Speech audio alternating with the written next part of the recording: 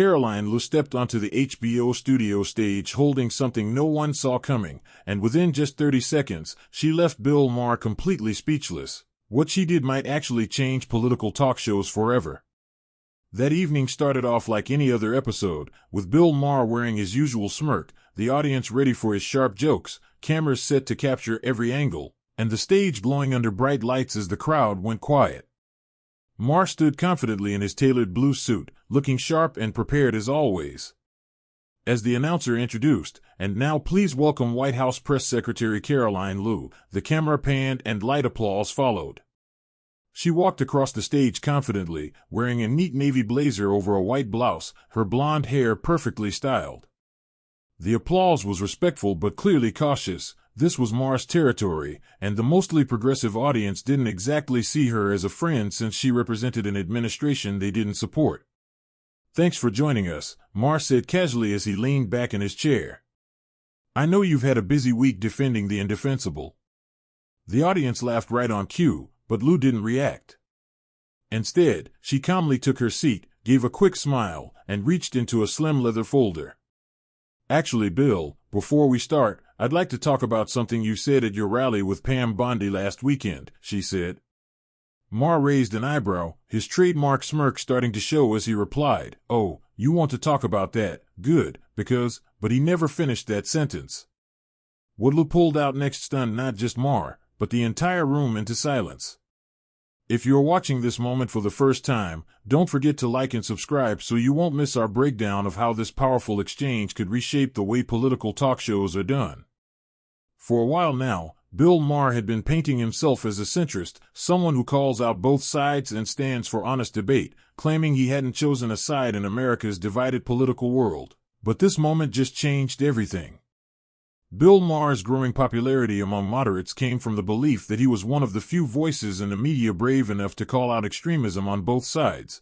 But last weekend he spoke at a rally with former Attorney General Pam Bondi, delivering what he described as a nonpartisan critique of the current administration, earning praise from major news outlets for supposedly speaking truth to power regardless of politics. However, Karoline Leavitt, the youngest White House press secretary in U.S. history at just 27, had been paying close attention, known for being sharp, quick-witted, and extremely well-prepared, rising fast in political communications despite critics calling her an inexperienced Gen Z mouthpiece reading scripted lines, when in fact she had an incredible ability to break down media narratives and expose the contradictions others missed. And as Maher's audience expected the usual scene of him cornering a young conservative, Lou had different plans with stakes far higher than just her image, aiming to reveal how media personalities shape political stories while pretending to stay neutral. So as the show began, she calmly stated, "You've built your whole brand recently on being a centrist, someone who calls out both parties equally,"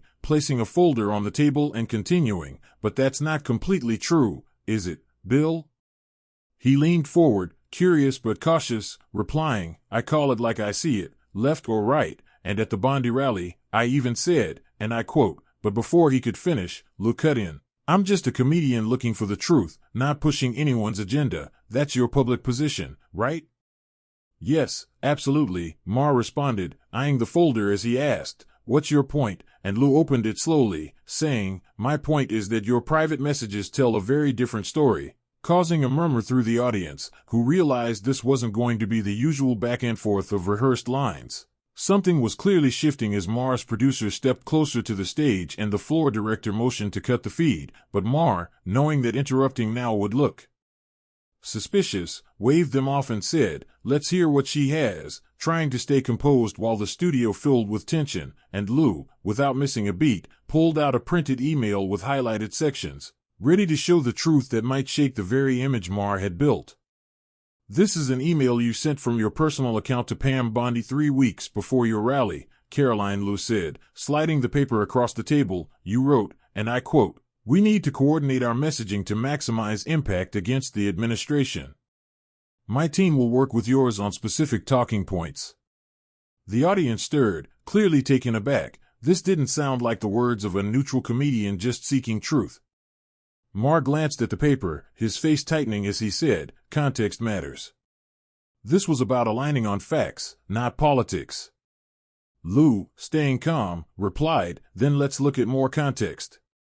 She pulled out another document and placed it next to the first. This is a text exchange between you and Ms. Bondi from 2 days before the rally. Here, you wrote, "The key is maintaining my public neutrality while helping push the narrative. My audience trusts me precisely because they think I'm not on a team." A low murmur ran through the audience, someone even gasped, and Maher's face flushed as he asked, "Where did you get these?"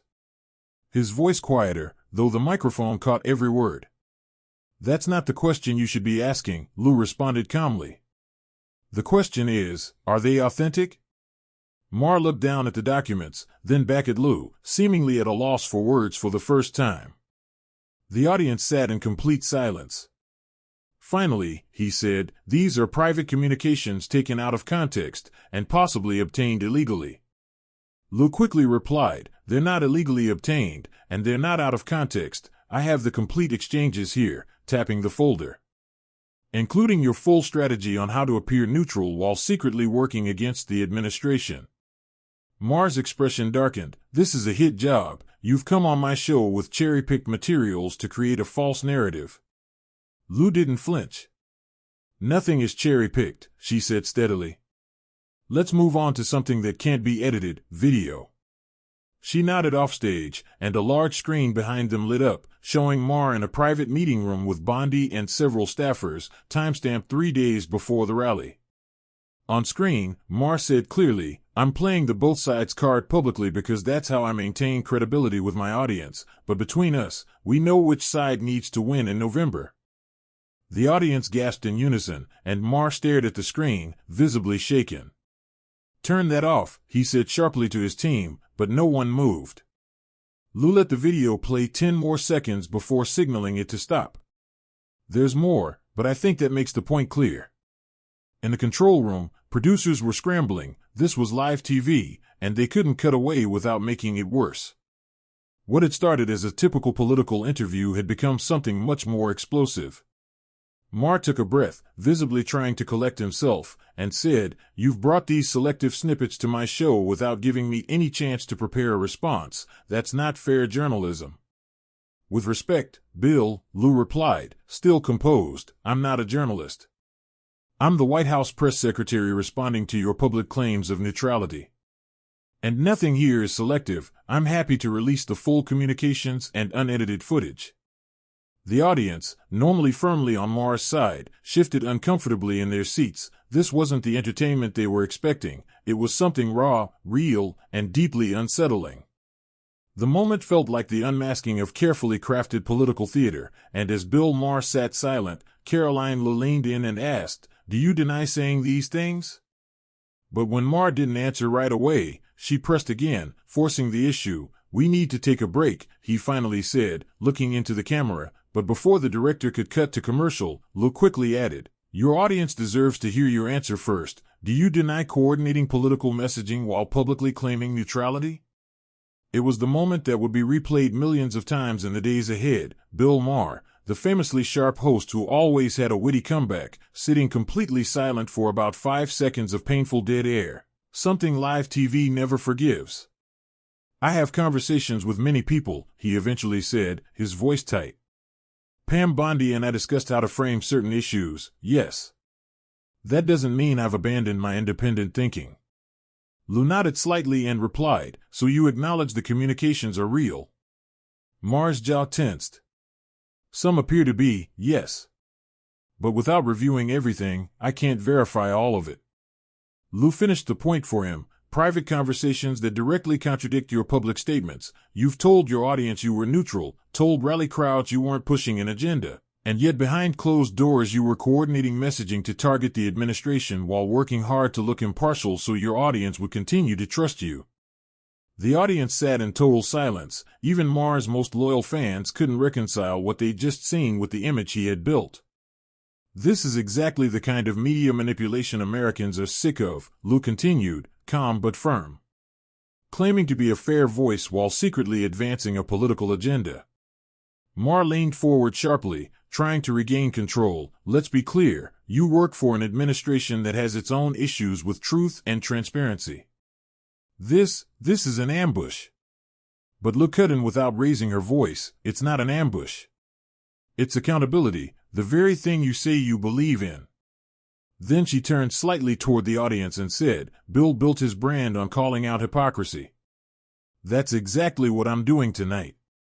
The camera caught Bill Maher's expression, an uneasy mix of anger and the sudden realization that he had seriously underestimated the young press secretary sitting across from him.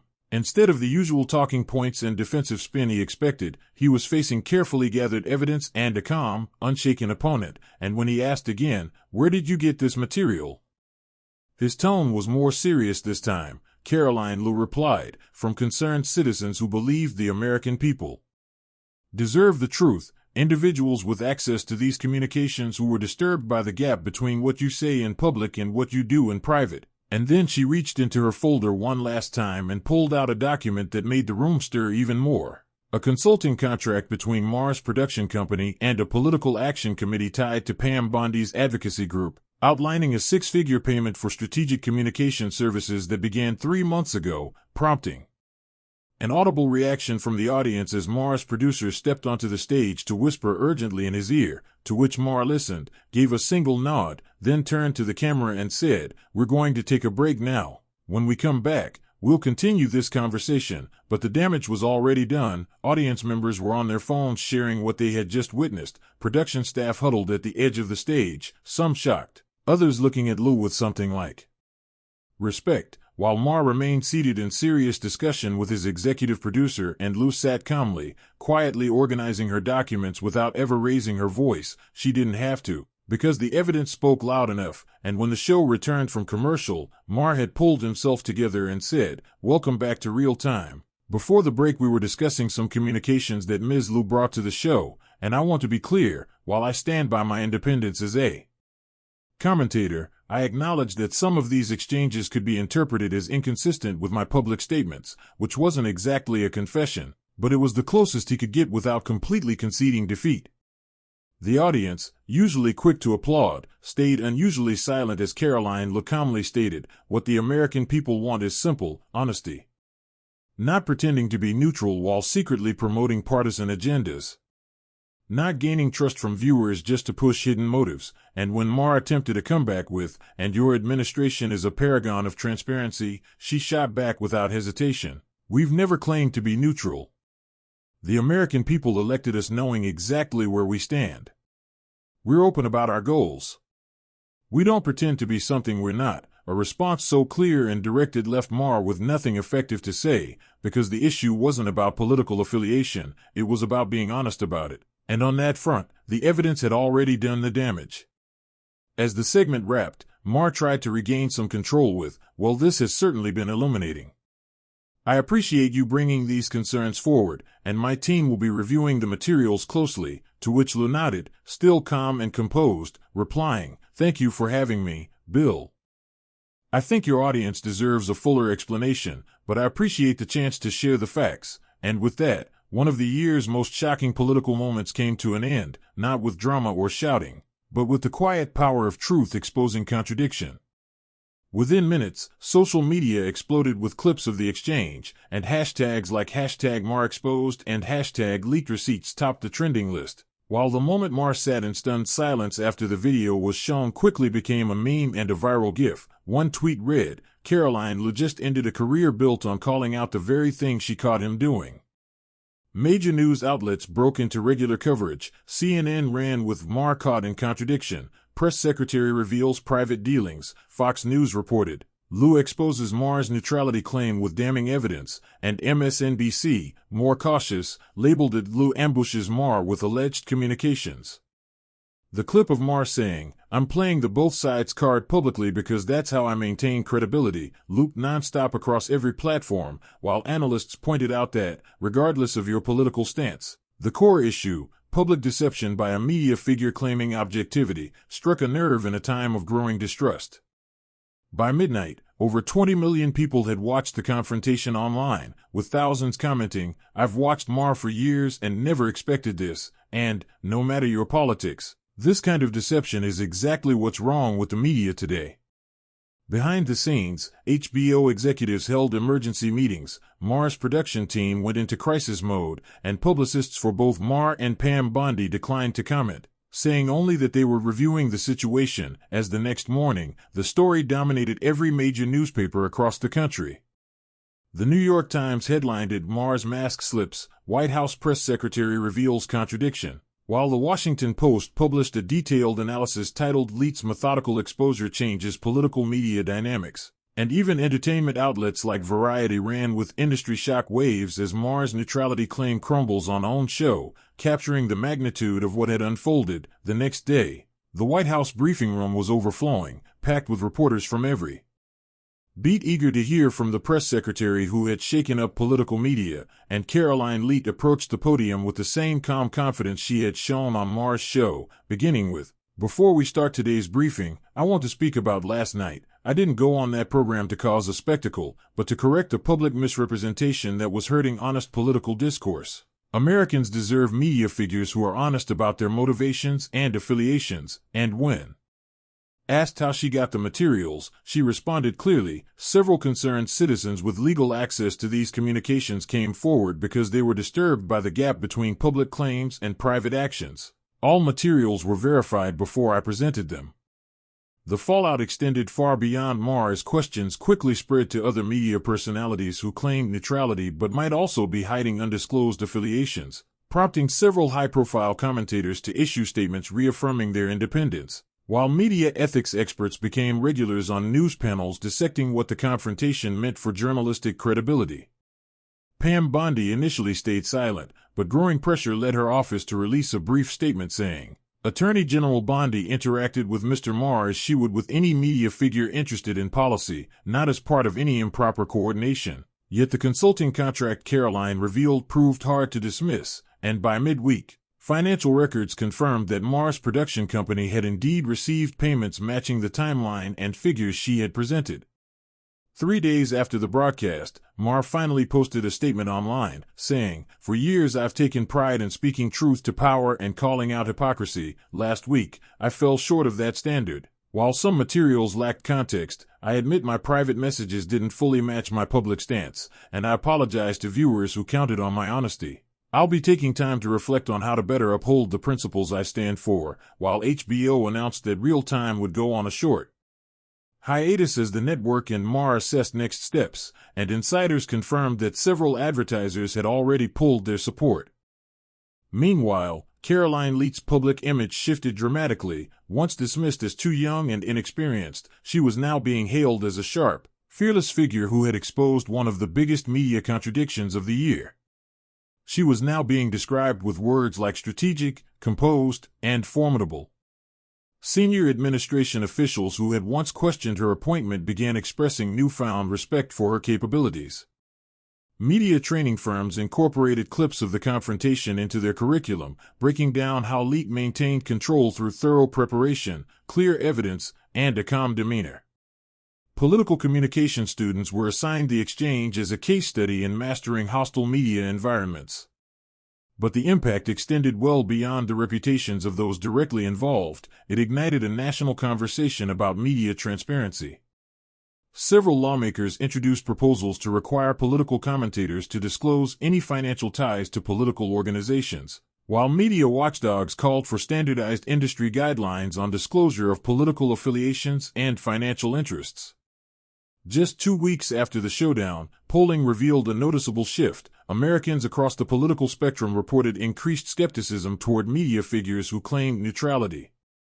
One respondent summed up the growing sentiment: "I'd rather hear from someone honest about their bias than someone pretending not to have one." For Karoline Leavitt, the long-term effect was defining. What could have been a forgettable interview became the moment that established her not as someone who dodged tough questions, but as a press secretary who engaged substantively and held others accountable with facts, not spin. 6 months later, a media ethics professor at Columbia captured its legacy in an academic paper. The Leavitt-Maher confrontation was a rare instance of real accountability in a media landscape dominated by controlled narratives.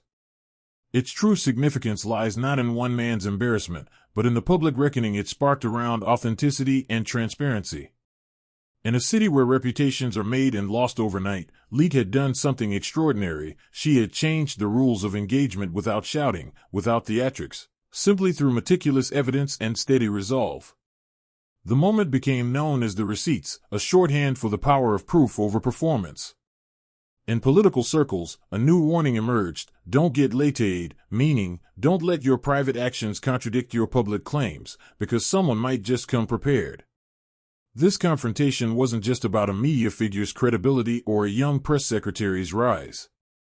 It was a reminder that, in an age overwhelmed by narratives and noise, the enduring currency is truth backed by evidence. So if this story made you rethink media transparency, public personas, or how young voices can challenge the establishment with facts instead of fury, subscribe to this channel. The political arena is always shifting, and we're here to break down the pivotal moments, the clashes that matter, and the rising voices that are reshaping how America talks about power, accountability, and truth. Because as Karoline Leavitt proved that night, authenticity isn't a slogan. It's everything.